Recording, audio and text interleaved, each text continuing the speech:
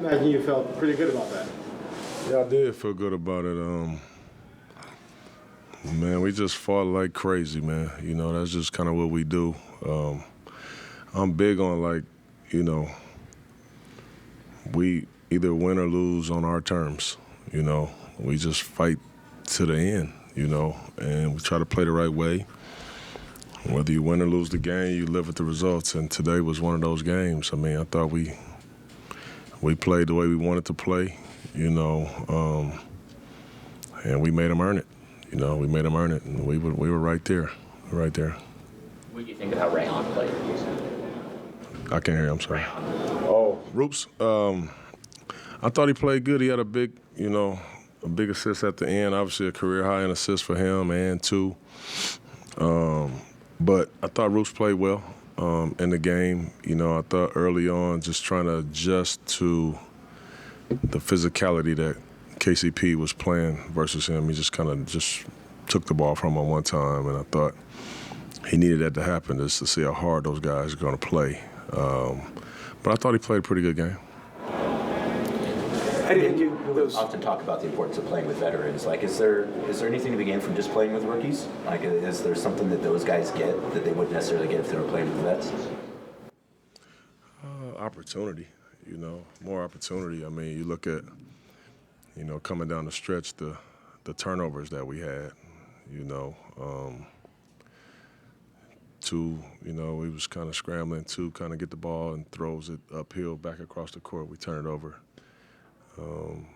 Scooters, you know, trying to go behind the back on a tough play, and we turn it over, you know. There were a couple more than that too, but in a normal situation, they wouldn't be in that position, you know. So they get opportunity more than anything with the vets being out. But this is awesome because that's how you learn, you know. That's how you learn, and I'm sure when given that opportunity again, they'll be thinking about that, and they'll try to be better down the stretch. I thought, you know, that was the only thing about there's some of our fourth quarter minutes where I thought we played them like it was the first quarter, and the fourth quarter is always a totally different game. But they don't know that, you know. They're just learning that. You mentioned those young guys, and like a lot of them got minutes tonight. What's it kind of been, or I guess like how beneficial has it been to them and to their organization having the G League here in Portland, like having a team actually here this season? Yeah, it's been awesome. You know, the remix thing has been awesome. You know, I was a huge component of it. It was one of the things that I started fighting for day one since I got here.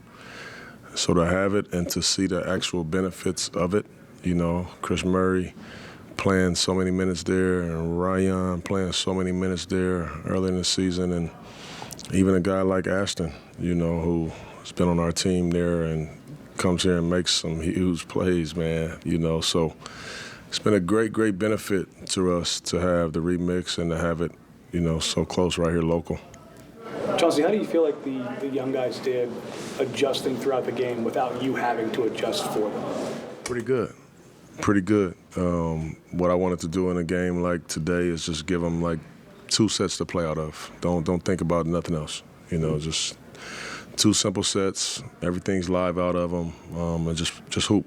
You know, and I'll slow it down whenever I feel it's necessary, or when a timeout. Or I thought they did a really good job adjusting to it. You know, the game could have got away from us a couple times. They didn't let it happen.